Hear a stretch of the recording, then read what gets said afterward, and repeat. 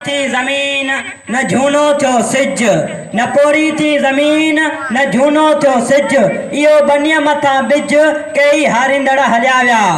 जनाब सदर, मनाइता मेहमान, उस्ताद साहिबान ऐं मूं सां गॾु इल्म जी शफ़क़त में हम सबर शागिर्द साथियो, अस्सलाम वालेकुम।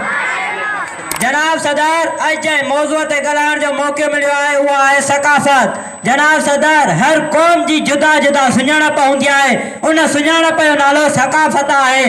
जॾहिं खां हिन काइनात वजूद वरितो आहे त काइनात जे सहन में, काइनात जे उभ में, काइनात जे हर पल पासे में जुदा जुदा रंग नज़र ईंदा आहिनि। हर रंग पंहिंजी सुञाणप जो झंडो खयो आहे।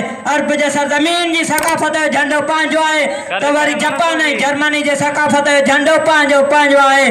उहो ई धरती जे सीने ते रहंदड़ हर क़ौम जो सक़ाफ़त जो झंडो पंहिंजो आहे। इन तरह सां असांजी सुवारी सिंध जे सरज़मीन जी ख़ुशबू ई पंहिंजी आहे। जनाब सदर, असांजी सिंध जी सक़ाफ़त में मोहबत जो रंग समायल आहे, जेको परवनि खे पंहिंजो करे वठंदो आहे।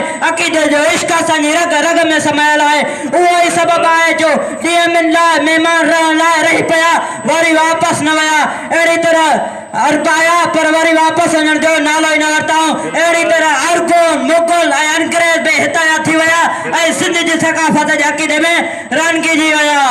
जनाब सदर, असांजी सक़ाफ़त असांजी माउ आहे, असांजो भरम आहे, असांजो ताज आहे, त पोइ सक़ाफ़त ते हेतिरो बि ॻाल्हाइजे उहो थोरो आहे। कंहिं महबूब माणी जे अॻियां कलाकनि जा कलाक में सेकंड महसूसु कया वेंदा आहिनि। मां आख़िर में हिन ख़्याल सां मोकिलाईंदुसि त सॼण ऐं साणीअ कंहिं उड़ासीअ विसरनि, सॼण ऐं साणीअ कंहिं उड़ासीअ विसरनि, हेफ़्तन ऐं जन ही वतन विसारियो।